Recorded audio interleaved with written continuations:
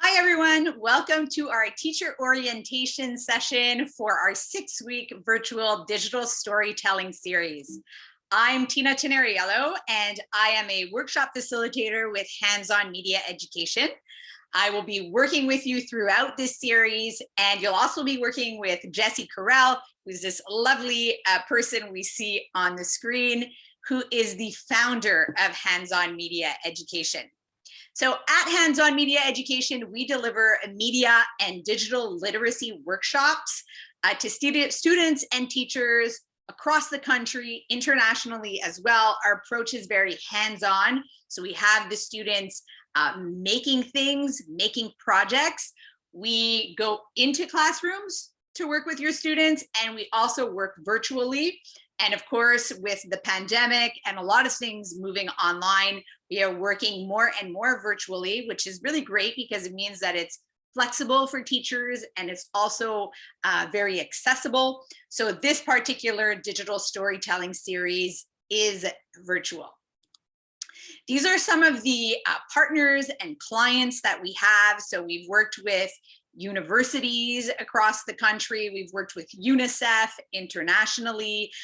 Media Smarts is one of our partners, school boards as well across the country. So we work really with people of all ages, with adults.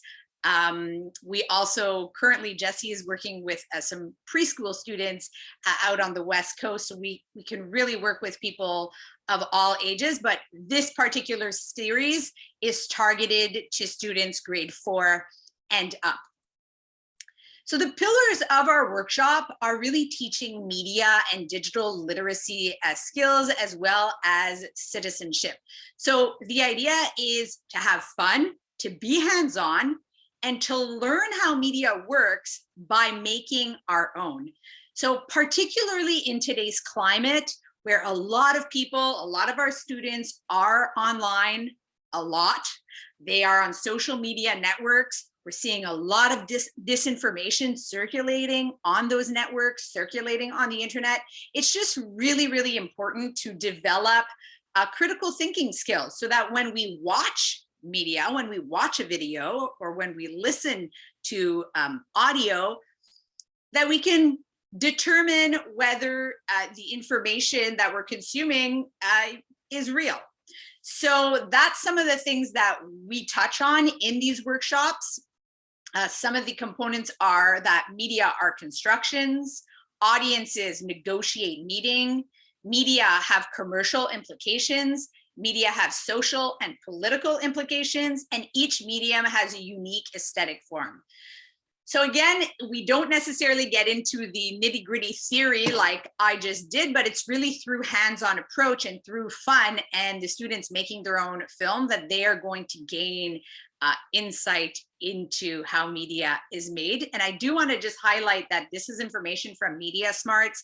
That is a Canadian organization. If you're not familiar with them, I definitely encourage you to Google them because they have a lot very useful resources if you, as a teacher, want more resources to teach media and digital literacy skills in your classroom.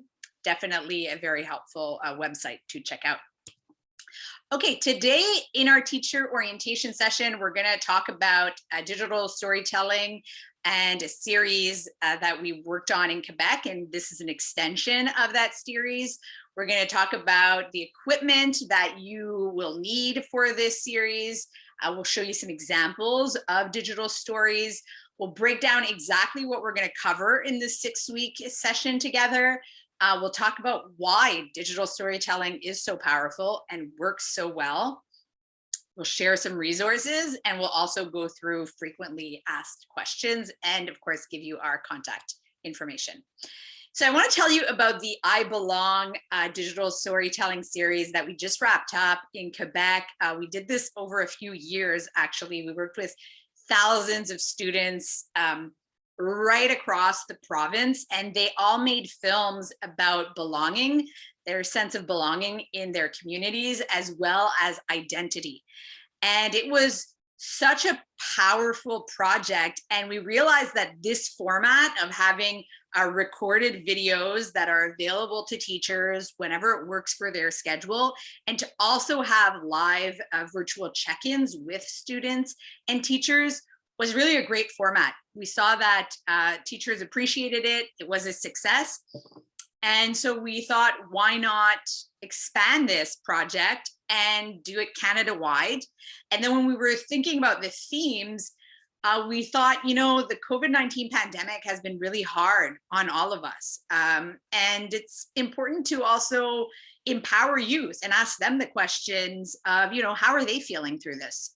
What has been the impacts of their lives? So we thought that we would focus the topics of these digital storytelling, of this digital storytelling series on the impacts of the COVID-19 pandemic.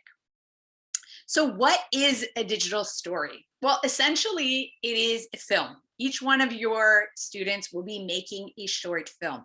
A digital story has images, still images, so photos, their voice, they're going to be recording their voice. They're going to be telling their story themselves, which is very empowering. There's going to be music. Either they're going to make their own music. We're going to show them how to do that, or we'll show them how to find music online that they are allowed to use. And there's also text in their films. I want to show you an example now of a past student digital story.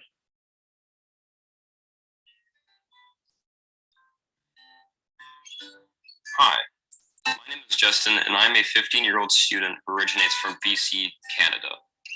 I currently study and live in the Laurentians, Quebec, and I've been living here since the summer of 2018. I have a few hobbies, but some of my favorite leisure activities include the guitar and skiing. I originally grew up in a small resort called Whistler, and since then, have lived in a grand scope of places like Mexico, Fiji, and Australia. From what I know, I'm mostly composed of French Canadian and Scottish heritage. Up to the last few years, my life has been characterized by many moves around the world, which vary from the South Pacific Fijian islands to the not-so-far deserts of Mexico. Most, if not all people I have met have told me that have such a thrilling life is only something of dreams. I can sympathize with that, as experiencing different cultures and environments, learning new languages are some of the many experiences I cherish most in life. As I grew older and left behind many lives, many friends, and places I'll most likely never see again, I came to the conclusion that such a life could only bring me so much fulfillment. I find it especially difficult forming connections with others, as I was always fearful and knowing that these were only temporary bonds. I never really felt as if I belonged. This led to me becoming quite reserved and even antisocial at times. Despite the fact that I had beautiful houses, great scenery, and decent grades, I couldn't help but feel empty inside. I never felt as if I had something to look forward to, as I was never optimistic about a future where I would be constantly bouncing around place to place. Yet recently, my life had taken a turn for what I believe is the best. My adventurous lifestyle had halted to a stop, as I learned I would be permanently living in Tremblant, Quebec until I would graduate secondary 5. At first, I was not so excited by this news, as another move would be quite tedious, but I managed to come to terms with the fact that at one point in my life, I would need to settle down. The hardest part of this move for me was by far finding my place in my new school, St. Agatha Academy. I was once again a stranger in a place where everyone had already made their own bonds. I kept my distance from others around me at school for the majority of my first month, as I felt my social awkwardness would make a worse impression on others than silence. But eventually, a few of my peers came to acknowledge me and invite me to converse with them. I felt as if this was a stepping stone to making the friends I'd always wished I had.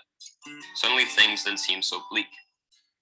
Fortunately, not too long afterwards, we were struck with the COVID pandemic, which rendered most of us, especially me, homebound. Although it was difficult to adapt to a quite boring routine, I found that despite being stuck with little to do, I had a variety of friends to contact to either play video games, make stupid jokes, or engage in intellectual discussions about things we weren't sure about. And that, I believe, is what made me feel as if I truly belonged someplace. Having the liberty of mind and option to build my own life at its own pace, and creating bonds I will always cherish and hopefully always have.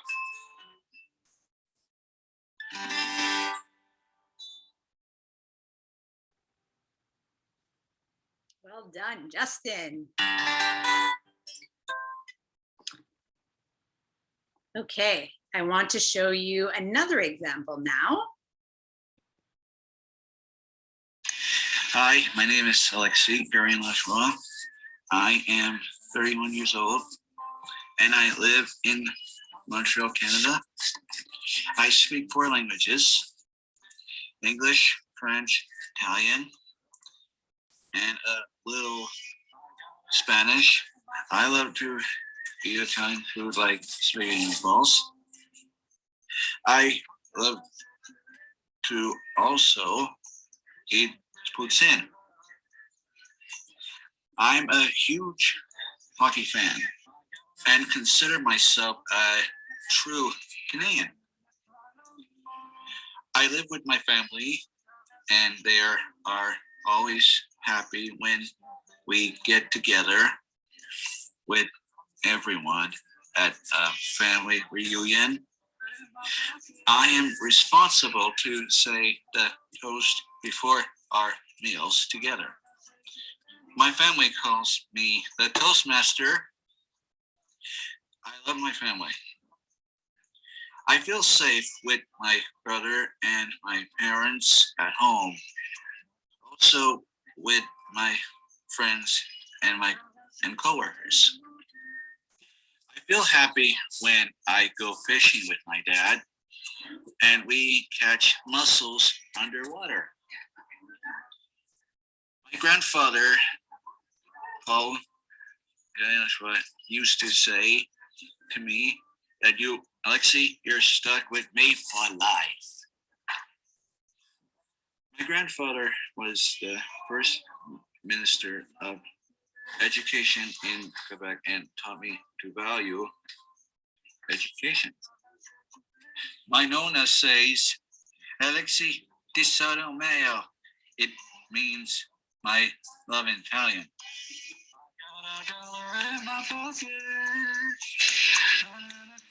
My parents told me they are proud of me and the man that I am. I played Special Olympic soccer with my teammates in 2015. It was an amazing experience. I feel great at my school at Galileo and socialize well. I am polite with others. I am helpful to my friends. I am an actor with Icon Theater Group. My cast crew members and I worked hard at our performance. We enjoy putting on shows so people can see how wonderful we are. I am a great actor and performer. I also enjoy the theater program at Galileo. My last role was William Shakespeare. I love my school, Galileo. We always engage in fun and interesting activities. I truly belong here and feel a sense of inclusion with my peers. It's important to belong. It is also important to welcome others. This project shows me just how lucky I am to be part of so many amazing communities. My name is Alexei, and I belong.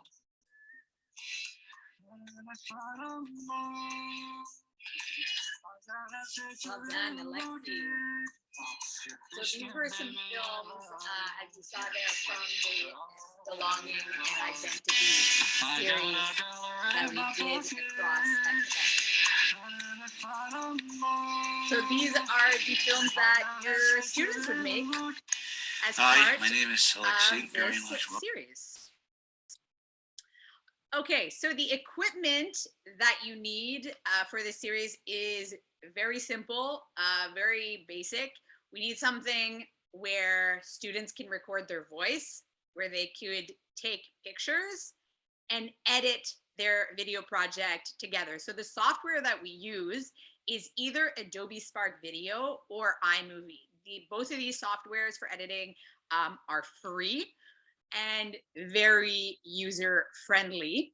The iMovie is compatible for Mac. So if you have iPads in your class, or if you have a Mac desktop or laptop, we'd be using iMovie.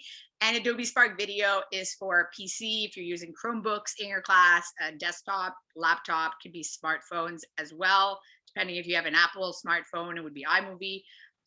Or if you have an Android, it would be Adobe Spark Video. Adobe Spark Video, you do need internet to access, but the reason why we use free software like this is so that your students can make films beyond this workshop. So students will have access to Adobe Spark Video at home or in your class if you decide to make another project after this workshop. Now, how it works is very flexible and easy for teachers. This is how it's been designed. So basically every week you'll receive a newsletter with a video from me with that week's lesson. The videos are short. They will not be longer than 15 minutes. And I speak to your students in that video. So you could play the video for your students and I will tell them that week's lesson. There's also going to be any resources that you may need in that newsletter, and there'll be a doodle link where you'll have my schedule to schedule a 15-minute Q&A session with me or with Jessie. So in those Q&A sessions, we briefly go over the week lesson in real time. They're live. And we answer any questions that your students may have or that you may have. Here's the overview of our 6-week digital storytelling series. So the suggested start date is February 22nd. It is flexible. So if you want to start with your class at another date, that's no problem. Please reach out to us and we'll coordinate that. And in our 6 weeks, we're really going to touch on every aspect of creating a film. So we're going to touch on pre-production, production, and post-production. So the first week we do the storyboarding for our films, and I'm going to go into the details of exactly what storyboarding means in a sec. Photography composition will be week 2. Week 3 is all about audio, so recording our voices and making our music. Week 4 and 5 is editing our films together. And then week 6, which is a very important part of this workshop as well, is the film festival. So that's when the students have a chance to screen their films like they would in a film festival, and we celebrate everyone's hard work. And this is also a great time for students to get to know each other because they are watching each other's films, and also to discuss, topics and maybe feelings and things that may have come up while they were working on these films. So week 1, pre-production, the storyboard template I just mentioned, well, that is a place where students brainstorm the ideas for their films. Basically one place where you organize your film and you write out your narration, because remember that they tell their own story. We're going to record their voices. So this is where they're going to write their story out that we're going to record. So the topics that we're going to include in our storyboard session is who they are, how the COVID-19 pandemic has impacted their lives, the challenges they've overcome, the tools they've used to survive, and what they're hopeful for in a post-pandemic world. Then week 2 and 3, we move into production stage. So that's when they're going to go out and they're going to take their pictures. They're also going to get images online. We're going to show them how to find pictures and images that they are legally allowed to use. And they can collect also old photographs they may have, because this is about them. So they're likely going to be talking about, friends and family or people at school. So they can also collect existing images. And then they're going to record their narration. And they're going to create music. We're going to show them how to create music, or if they would like to download music off the internet, we'll show them how to do that legally, to make sure that we're not stealing any music from any artists that haven't given us permission. Week 4 and 5 is when we move into post-production. So that's when we'll use iMovie and Adobe Spark Video to, import all of our images, put it in the right order, work on our audio levels, make a title, put in credits, and export our final film. And of course, in our lessons that we send you, we have very detailed tutorials on how to use these softwares. And we chose them because they're very user-friendly. So there will be no issues there. Week 6 is our film festival and our celebration. So this is a chance for students to present their films, to reflect on the experience, to talk about what they liked, what they don't like. Some students say, I wasn't really comfortable at first recording my voice, but the fact that they overcome that and leave their comfort zone is also very empowering. And it's also a chance for you to invite other community members if you'd like, or other people in the school, a principal, other teachers, so that they could also watch the film. And like I said, it's a good opportunity to get to know each other. We also always encourage teachers to make their own films. So just as you're getting to know your students and they're getting to know each other, it's also a good opportunity for them to get to know you. So why does digital storytelling work so well? Well, first of all, it's very easily adaptable. This is very flexible. As you saw, Alexi at Galileo, that was a special needs class. So we can really work with students and adapt this depending on their level, depending on their grade, of course. But for this particular project, for this series, we are targeting students grade 4 and plus. And of course, in how we approach the topics and how we work with your students, it is adjusted per grade, but it's minimum grade 4 for this particular project. So of course, there's a lot of curriculum links. You could decide which language to do this film. We've had classes do the film in French. You could do it in English. We touch on citizenship, community life, media studies, media literacy, computer studies. So there are definitely curriculum links if you'd like to grade this project. It's also just a really powerful opportunity for self-expression, identity, storytelling, using media as a creation activity. It's a very creative project, but it could also be quite therapeutic to have these discussions with other students in the class to talk about, what they're going through. We have all lived something very difficult over the last 3 years. And I think it's important to also have a conversation about that and exchange. And as I had mentioned before, it's just a really great chance for you to get to know your students, for them to get to know the students in the class, and for them to get to know you if you decide to make a film. I do want to mention, if you're in Quebec and watching this, Elan Quebec is currently offering some artist-inspired grants. So exactly for projects like this, when you have an artist like myself or like Jessie that's working with your students to create an artistic project like a film, they offer you a grant. So the grant would cover the fee of this workshop. You have until March 18th, 2022 to apply. So I did put an email on this slide here if you'd like to take that down. If you have any questions at all, you could contact Elan directly. You can also contact us. At the end of this presentation, you're going to have our contact info so that we can help you apply for that grant if that is something that you would like to do. It's specifically for English schools, English public schools in Quebec. So that's just a side note for funding. Just want to go over some frequently asked questions now. So how much time outside of class time will students need to complete their project? 4 to 5 hours approximately. So it's basically about an additional hour a week. And then the last week, week 6, is a film festival. So students aren't working at that time, but you will want to take about an hour to screen the films and celebrate everyone's hard work. Do I need any prior experience with media production to register my class? No, not at all. Like I said, in the videos, I'm talking directly to your students. So the lesson is there. And this is a very user-friendly, easy project. So I think that You will find it no matter your personal media production level. It's very accessible. And of course, you also have those live question and answer period with us. So if you can't answer a question for your students, that's why we are there. Are the weekly Zoom meetings with us mandatory? No, they are not. We have had classes that have decided that they don't want to do that. So that's totally up to you. What software will I need to participate in those weekly meetings? We usually do them on Zoom. So if you have a Zoom account, we can also do it on Google Meet as well, if that's more convenient for you.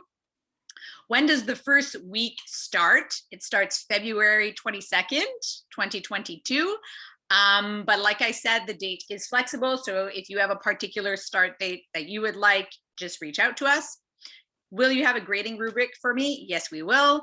Can students work together, or is it best to work separately? Ideally, this is a personal project. We want students to make their own film and work independently on this.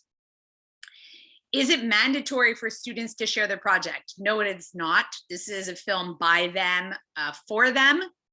So we do want to encourage students to share their films, but this is personal. So if that's stopping them from wanting to do it, it's no problem. We're not going to force anybody to show the film. Of course, they'll have to show it to you because you will be helping them to complete it, and particularly if you're grading it. And what level of participation do I need to commit to, and to how to support my students? Basically, we need you to edit their storyboards and narration. So when they're going to be writing out the story, just to edit that, make sure that everything is okay. Organize your classes so that they can have that weekly Zoom meeting with us if you decide to do those meetings, so we can answer their questions. And just helping students complete their projects if they have any questions along the way. And again, those Zoom meetings are there. If you can't answer the questions, we're available to answer them. So those are the questions. That's our teacher orientation session. That wraps it up. So thanks so much for listening. I do want to point out that my email is on the screen, tina@handsonmediaeducation.com. Jessie as well, her email is on the screen. So if you have any questions at all about this, don't hesitate to reach out. And yes, I really hope I have the opportunity of working with you and your students. I think honestly, what we hear from teachers and students is just how much fun they have with this. And it's fun while learning very important skills, but it's also meaningful. I think that it's very empowering to give youth a voice and to have them tell their own story. And they don't always have the opportunity to do that. So when we ask students at the film festival, you know, what they thought of the project, it's always positive. So thank you, and I will see you soon.